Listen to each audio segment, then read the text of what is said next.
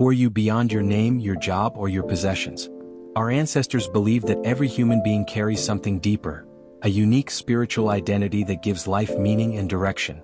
Today we explore the Igbo concept of chi alongside the ancient Kemetic understanding of ka.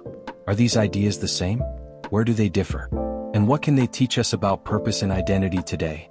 One of the oldest questions in human history is simple. Who am I? Not what do I own? Not where do I live? Not what title do I hold? But who am I at my deepest level? African civilizations explored this question for thousands of years.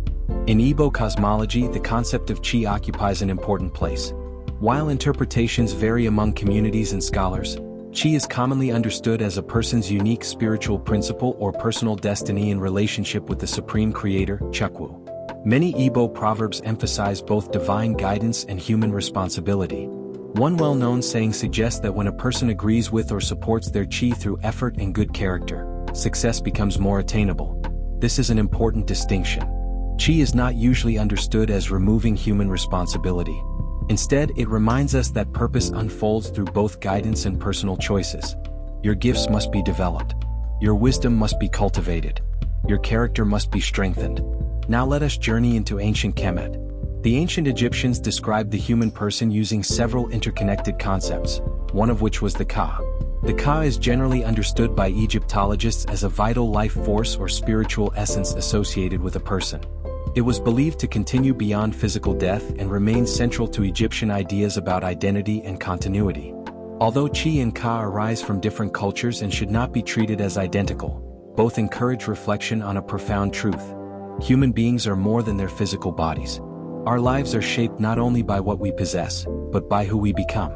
This understanding changes how we define success. Modern society often measures success by wealth, fame, or influence.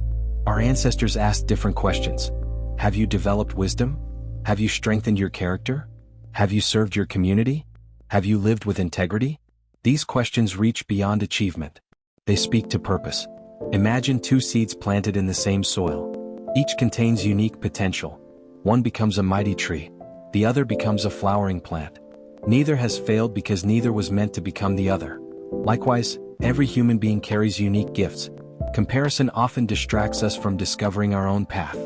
Divine wisdom invites us to know ourselves deeply, not so that we become proud, but so that we may contribute meaningfully to the world. The more we understand who we are, the better we understand how we can serve others. Perhaps that is the true journey of life.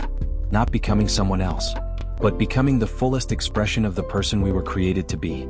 If this teaching inspired you to reflect on your purpose, like this video, comment below one gift or strength you hope to develop, and share this wisdom so more people can discover the power of knowing themselves.